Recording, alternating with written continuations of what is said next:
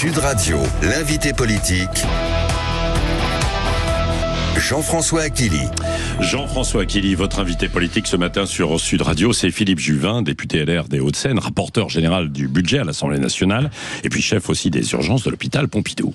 Bonjour Philippe Juvin. Bonjour. 5e semaine de guerre en Iran, des prix du gazole, de l'essence qui explosent à la pompe, idem pour le gaz, et Sébastien Lecornu qui annonce sur X l'extension à 700 000 foyers supplémentaires.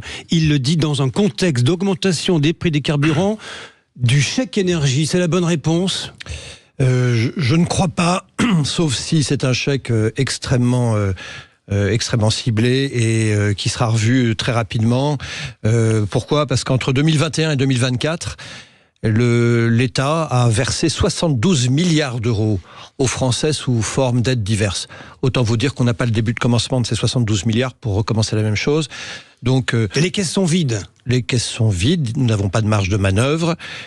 Que l'on doive aider un certain nombre de personnes, je le comprends, mais il faut choisir lesquelles, encore une fois ciblées, et chaque mois il faut revoir le dispositif pour éventuellement le remettre en cause. On n'a pas les moyens d'une très grande générosité. Philippe Juvin, vous avez l'œil sur les comptes publics, par définition. C'est pour ça que je vous le dis. Attendez, l'Italie, l'Espagne, l'Allemagne prennent des mesures. Pourquoi nous, on ne sait pas faire ? Parce que nous sommes dopés à la dette publique.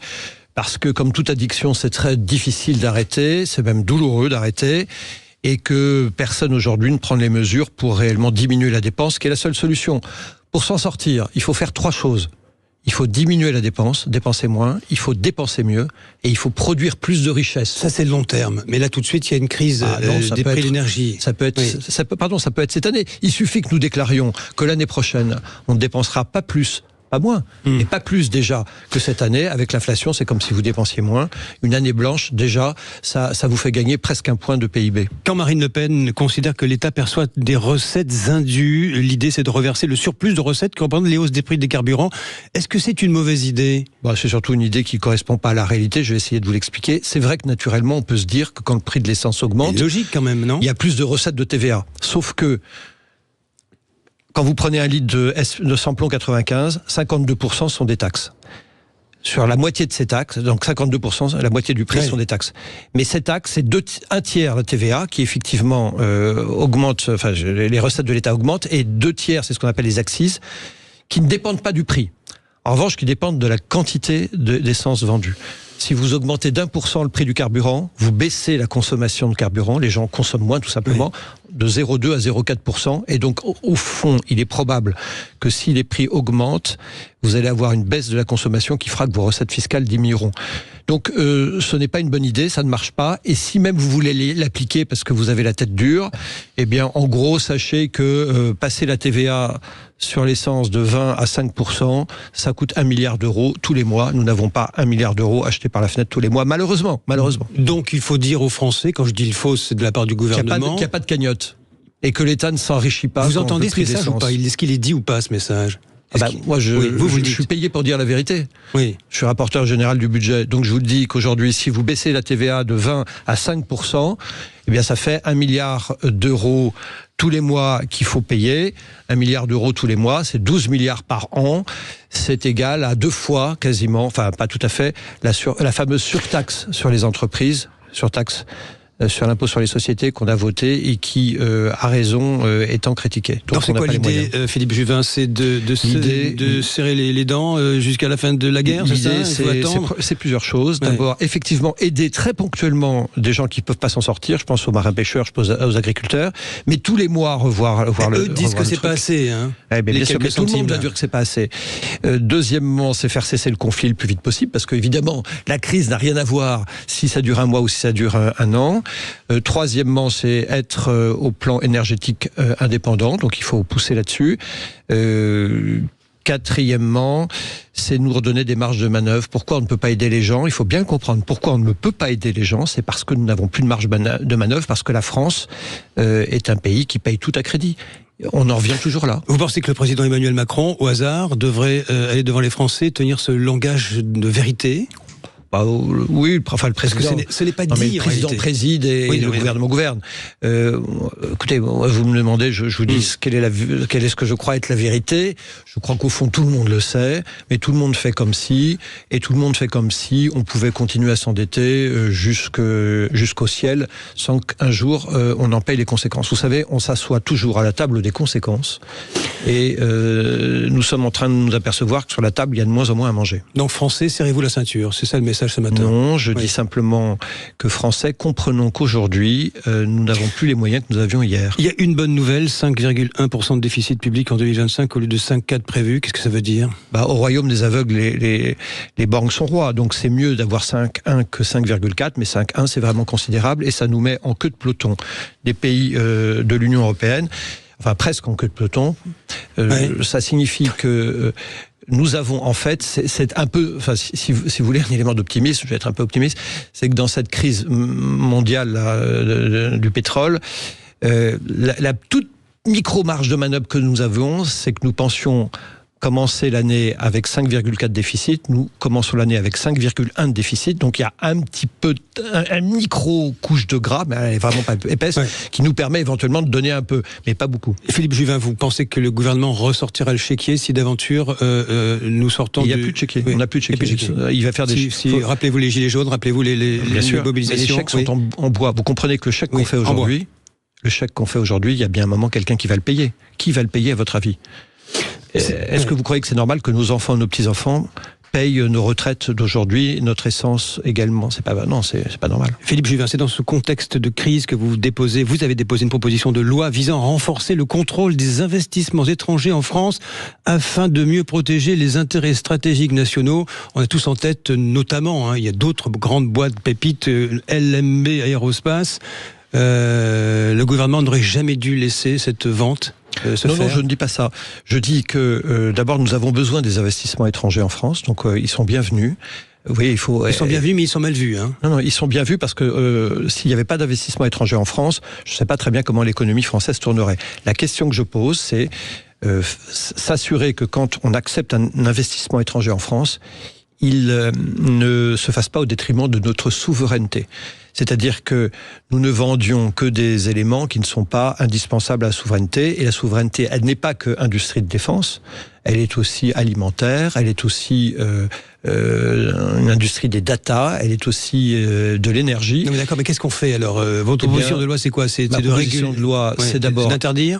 Non, pas du tout. C'est de faire en sorte que ces investissements étrangers soient contrôlés, soient mieux contrôlés, qu'il y ait plus de transparence, que le Parlement en particulier puisse savoir ce qui se passe et qu'on ne découvre pas à la fin une fois que la vente est faite, et puis que nous puissions imposer des conditions.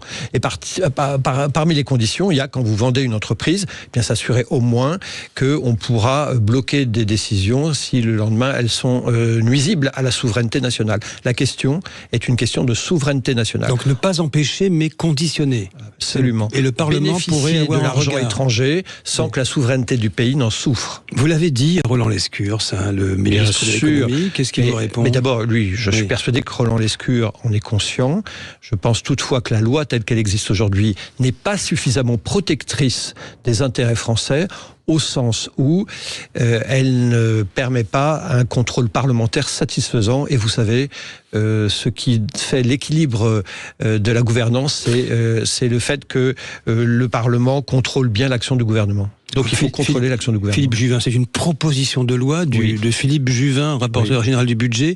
Est-ce que ça ne devrait pas être une dynamique portée par le gouvernement, cette affaire? Alors le gouvernement, je crois, est dans cette dynamique puisqu'il a annoncé une mission d'information. Il a confié à 3 collègues députés de très grande qualité une mission sur le sujet. Et moi, je m'en satisfais. Je dis seulement qu'on a, je crois, toute connaissance du sujet. Il y a déjà eu des missions dans le passé. Il est temps de passer la seconde et de maintenant traduire dans la loi ce que je propose, les propositions qui viennent de droite et de gauche. Je ne suis pas le seul à faire ces propositions. C'est un problème, une mission, une commission. C'est comme le compteur de la crise qui a été mis en place à propos des prix d'énergie. C'est à quoi sert ce machin? Mais je pense, si vous voulez, que ce qu'on peut reprocher à la politique, plusieurs choses, mais il y a une chose qu'on peut reprocher à la politique, c'est d'avoir du mal à passer à l'acte. Et c'est bien de faire des analyses, c'est bien de faire du commentaire. Il y a un moment où il faut dire, on change la loi et on change nos pratiques. Je propose d'accélérer et de faire en sorte que désormais, tous les investissements étrangers en France qui sont de nature à affecter notre souveraineté, soient contrôlés en amont, soient contrôlés aussi par le Parlement, et que nous ayons des filets de sécurité pour faire en sorte que demain, une société américaine qui aurait acheté une société française importante pour notre pays ne nous empêche pas, par exemple, de produire des composants dont nous avons besoin. Philippe Juvin, la présidentielle, vous êtes l'un des signataires de l'appel publié dans la Tribune du dimanche des 90 ministres et parlementaires de la droite et du centre pour une candidature unique à la présidentielle. C'est très bien, mais comment ça marche? Comment est-ce que votre famille politique élargie, apparemment, décide d'un candidat unique pour 2027? Je peux déjà vous dire ce qui va se passer comment ça ne va pas marcher si on ne fait pas ça. Oui. Les choses sont assez simples. Il y aura un candidat de la droite nationale, Monsieur Bardella ou Madame Le Pen. Il y aura un candidat de la gauche radicale, Monsieur Mélenchon. Donc une finale RN-LFI qui se dessine. Comment voulez-vous que nous soyons au second tour si nous avons un candidat des LR, un candidat d'Horizon, un candidat de Renaissance, un candidat du DI, un candidat du Modem? Eh bien, vous aurez une fraction. La question, c'est comment vous le désignez? Il n'y a pas d'autre solution qu'une grande élection primaire en amont, qui embarque les sympathisants et les militants pour les impliquer dans le système. C'est une primaire de type 2017 à droite, qui associe plusieurs millions de Français, qui désignent leurs champions. Si on ne fait pas ça, il y aura forcément il y aura forcément 2 ou 3 candidats. 2 ou 3 candidats, c'est la certitude de n'être pas au second tour. Donc, Édouard Philippe n'en veut pas. D'accord. Si Édouard Philippe n'en veut pas, si Attal n'en veut pas, si Bruno Retailleau n'en veut pas, si X et Y n'en veulent pas, très bien, ils seront tous candidats. Ils feront tous en moyenne, on va dire entre 5 et 15%, et puis Mélenchon sera à 16, Bardella sera à 30, et on ne sera pas au second tour. Et on peut aussi continuer comme ça, en disant je veux pas de la primaire, in fine, on aura de belles jambes si on ne se retrouve pas au second tour. Bruno Retailleau, qui est le président de votre parti, les Républicains, il en est conscient? Je crois qu'il en est conscient. Bruno Retailleau dit, et là je suis d'accord avec lui, il faut que les Républicains aient leur candidat. Évidemment, il faut que nous, les Républicains, nous ayons un candidat. Bruno Retailleau est un homme de très grande qualité. D'ailleurs, je l'ai soutenu à 2 reprises quand il s'est présenté au parti, et en particulier la dernière fois. Moi, je dis simplement à Bruno Retailleau, si tu veux être notre candidat à l'élection présidentielle, tu ne peux pas être élu simplement par les militants et les sympathisants de notre famille, parce qu'il y a l'Horizon, il y a UDI, il y a le Modem, il y a plein de gens autour, et nous risquons de n'être pas au second tour. Philippe Juvin, après le général de Gaulle, il y a eu Georges Pompidou, Valéry Giscard d'Estaing, François Mitterrand, Jacques Chirac. Qui, à vos yeux aujourd'hui, a l'épaisseur pour être président de la République en 2027, vu le contexte, vu les difficultés, vu ce qui s'amoncelle? Qui a l'épaisseur aujourd'hui? Ils sont assez nombreux. C'est pas tant le manque de candidats dont vous faites. Là, vous avez activé un peu la langue de bois, non? Mais c'est pas ça, c'est que, en fait, il y a des périodes où vous n'avez pas de candidats, et vous avez du mal à en trouver, et il y a des périodes où il y en a trop. Il se trouve que nous en avons trop. Je peux vous faire une liste. Regardez, vous voulez que je les liste? Vous avez les anciens premiers ministres, alors vous avez Barnier, Le Cornu, les anciens, Le Cornu est encore. Vous avez Castex, qui est un homme de grande qualité. Jean Castex. Oui, c'est un homme de qualité, Jean Castex. Vous avez Édouard Philippe, bien entendu, vous avez Xavier Bertrand, vous avez Lisnard, vous avez Retailleau, vous avez Wauquiez. Non mais on a trop de candidats. Et c'est ça le drame. C'est quand vous avez trop de candidats, vous allez avoir une fragmentation en autant de candidats du bloc central, ce qu'on appelle le bloc central. Forcément, vous n'êtes pas au second tour. Si au second tour, vous aviez 3 ou 4 candidats, on pourrait jouer le coup, mais il n'y en a que 2. Donc il faut être dans la finale. Le candidat de la droite, Philippe Juvin, ne peut pas être Jordan Bardella, qui a appelé pendant les municipales à une union des droites? Mais excusez-moi, je suis en train, par exemple, de vous dire sur l'économie qu'il faut faire très attention, réduire la dette. Où sont les propositions de Jordan Bardella pour réduire la dette? Donc on voit bien qu'on est à... non, mais on n'a pas le même programme. Pas d'accord possible. On n'a pas le même programme. C'est quand même un problème en politique. Quand vous voyez une Marine Tondelier, qui est la patronne des écologistes, qui va dire dans les médias, dans le L, sur LCI, qu'elle est candidate et enceinte, qui en fait un message. Toutes mes félicitations pour cette grossesse. Je ne vois pas très bien la relation entre la grossesse et l'élection présidentielle.